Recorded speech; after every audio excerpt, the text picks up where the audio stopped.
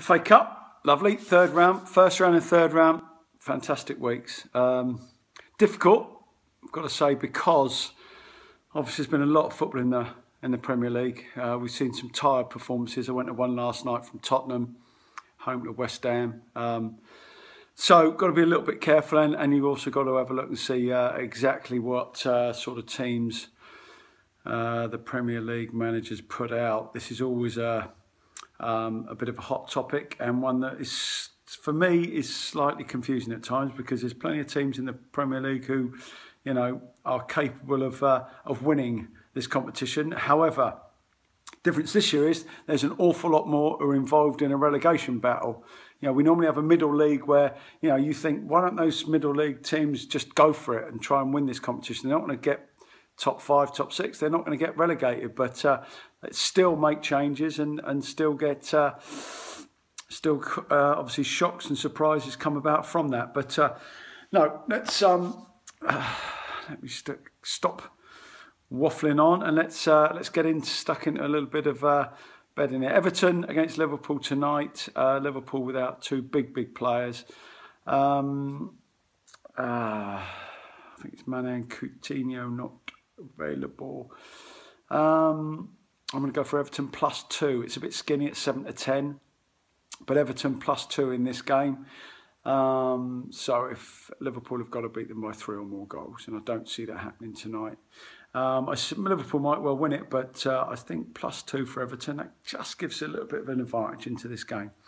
Next one, Fulham against Saints. Nice and easy. Saints obviously not on a great run. Fulham decent at home. Score draw. I don't think Saints will. I think they'll come out of this unscathed. As in, I think they'll get another chance. I'm going to go for a score draw in this, which is 7-2. Watford to beat Bristol City. And Andre Gray to score. I think he's had a bit of a tough deal there. He's had a real baptism of fire, should we say, to his start at Watford. Signed for big money. I thought he'd be a good sign as well. I thought, you know, this player will suit Watford. Probably take over from Troy Deeney, that sort of player. Big, strong, quick, gets in behind.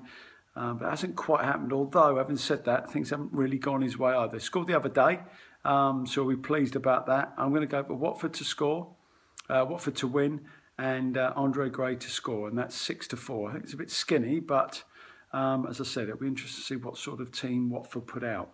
I think a really good bet for me is going to be Stoke to beat Coventry, -1.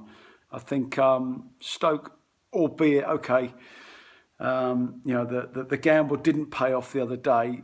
You've got to say it, they were a little bit unlucky as well. They had loads and loads of chances. The ball didn't quite go their way in front of goal, and it wasn't like they didn't have the opportunities to win that game. So I'm going to go to Stoke to be too strong for Coventry. I think Mark Hughes can't take any more chances. It's a competition they'll want to stay in.